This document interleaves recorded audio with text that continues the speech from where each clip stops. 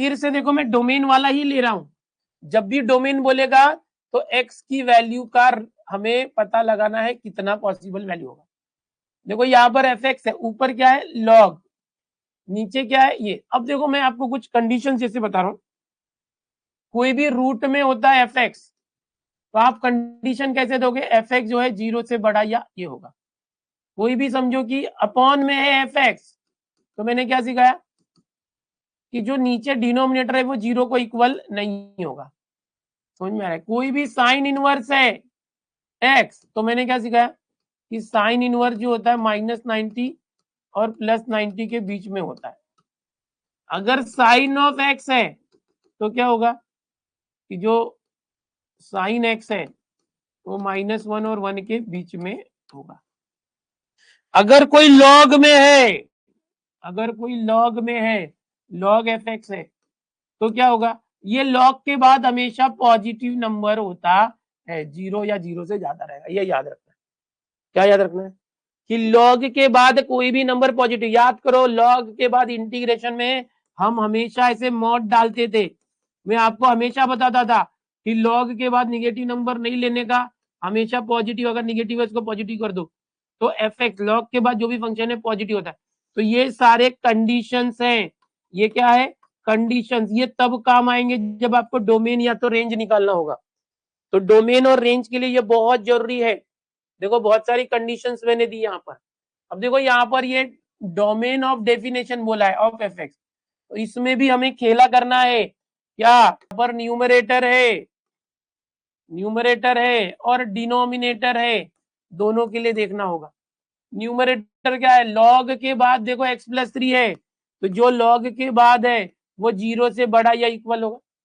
तो ये लॉग के बाद जो भी है ये पॉजिटिव होने चाहिए, बेस 2 1 2 3 10 ई कुछ भी होने दो, ये पॉजिटिव होगा। तो जो x है वो क्या हो जाएगा, 3 वहां गया तो -3 हो गया। एक आ गया कि भाई यहां से न्यूमरेटर से आया डिनोमिनेटर। डिनोमिनेटर क्या मैंने आपको बताया कि कभी भी कुछ gx/fx है जो नीचे होता है वो कभी भी 0 नहीं होना चाहिए। देखो ये डिनोमिनेटर है x² + 3x + 2, ये कभी भी 0 नहीं होना चाहिए। समझ में आ रहा है, ये 0 नहीं होना चाहिए। इसके दो टुकड़े करो, याद करो 0 नहीं होना चाहिए।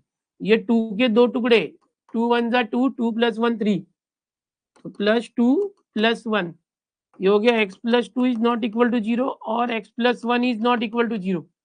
x इज इक्वल टू -2 और x इज इक्वल टू -1, ये नॉट इक्वल है। ये आ गया कि भाई x की वैल्यू -2 और -1 नहीं होना चाहिए। ये डिनोमिनेटर बता रहा है कि x की वैल्यू -2 या तो -1 नहीं होना चाहिए, क्योंकि अगर वो हुआ तो ये 0 हो जाएगा और डिनोमिनेटर 0 हो गया, अपॉन में 0 हो गया, ऊपर कुछ भी आया है समझो fx, तो ये इन्फिनिटी हो जाएगा, तो नहीं चलेगा। तो डिनोमिनेटर 0 नहीं होना चाहिए, तो डिनोमिनेटर की अलग कंडीशन निकाली। तो जो न्यूमरेटर था लॉग, लॉग के बाद निगेटिव नहीं होना चाहिए, वहां से अलग कंडीशन निकाली। अब ये x की वैल्यू ध्यान से देखना, ये ये -3 है, समझो ये 0 -1 -2 -3 है, यहाँ पर -∞, यहाँ +∞ है। अब यहाँ पर ये बोलता है कि x की वैल्यू -3 से बड़ी है, ये -3 है, यहाँ से बड़ा मतलब इन्फिनिटी तक जाएगा। -3 बड़ा मतलब उस तरफ जाता है, x की वैल्यू -3 से बड़ी है, तो मेरा जो आंसर आएगा -3 से इन्फिनिटी यहाँ पर आया हुआ है कि जो x है वो -3 से इन्फिनिटी हो सकता है, बट ये बोल रहा है x जो है -2 और -1 नहीं हो सकता।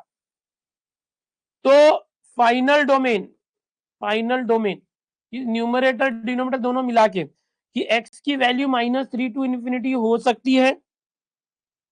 इन्फिनिटी को कभी भी इस तरह से ओपन ब्रैकेट देना, लेकिन ये -1 और -2 नहीं हो सकता, ये -1 और -2 नहीं हो सकता।